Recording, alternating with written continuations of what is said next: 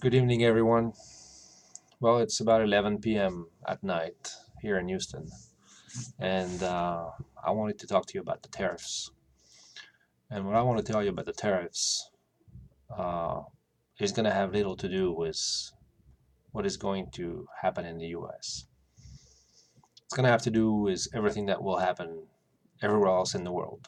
Uh, I think that we're all spoiled, and I'm talking about us importers that work in categories like Burgundy, because we've been lucky to sell small harvests and we've been lucky to have some good vintages in the past few years, but those were small vintages quantity wise. Now we're looking at 17, which made up for the loss of the 16. And the producers today are sitting on 2018 that will be bottled pretty soon. They probably still have some 17 in stock. And 2019 is shaping up to be one of the best vintages that we've seen, maybe this century. So we all know that Burgundy is small, and I'm only going to talk about Burgundy because that's what we do, and that's what I know, and that's what I love. And those sellers are not very big, so those farmers are going to have to take decisions as far as what is going to be happening to those products and who they're going to be selling those products to. So, like I said, we're very fortunate, but do understand this. If you're a farmer, if you're a producer, and you've got bottles piling up in your cellar, you still have to pay your employees. You still have to pay for your rent for the vineyards if you have to pay rent. You have to pay the bank because you don't own your vineyards very often. Um, and also, you need to invest consistently into your winery.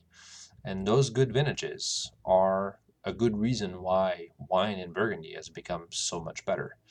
Because to pay less taxes, everyone has to invest. And that's when you see improvement in the equipment, in the cellars, in the vineyards, in the treatments, in going biodynamic, in many aspects of winemaking. And what do you need for that? You need money.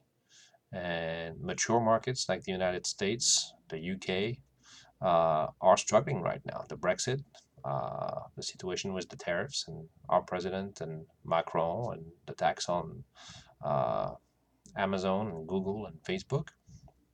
This is real.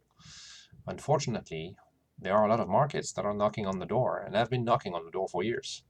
I'm thinking about Asia, Taiwan, China. I'm thinking about Brazil. I'm thinking about Russia. I'm thinking about so many markets where you have disposable income, rich collectors that can buy those wines and want to buy those wines. And one aspect that most people are not familiar with is that those markets historically, because most institutes are not going to cover them for insurance for export, which is what we call COFAS in France, in most cases, you will get paid 100% upfront. And if not 100%, 50% upfront, which is not the case with the US. So, do you think that if the farmers in the Midwest that used to sell their crop to China were presented the opportunity to sell their crop to another country and get paid 100% upfront, do you think they would hesitate 1 second? I don't think so.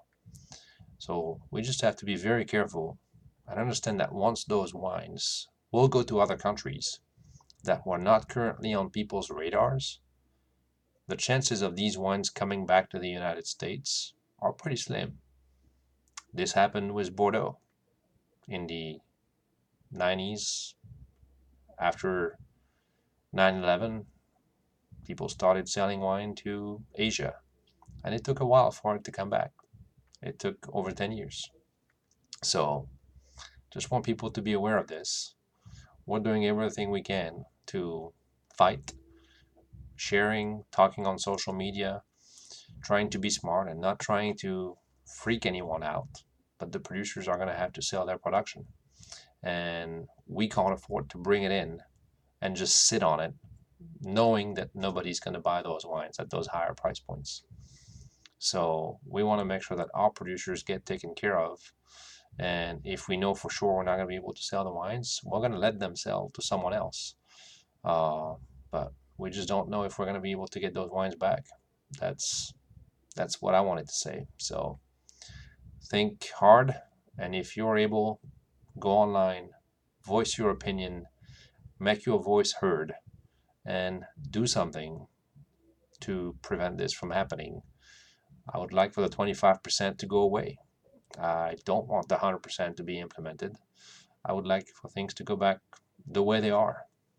And yes, California wines are more expensive in Europe than they are here.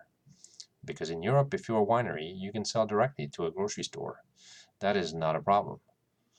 If you're an imported wine in Europe, you have to be sold through someone. So somebody's taking a cut.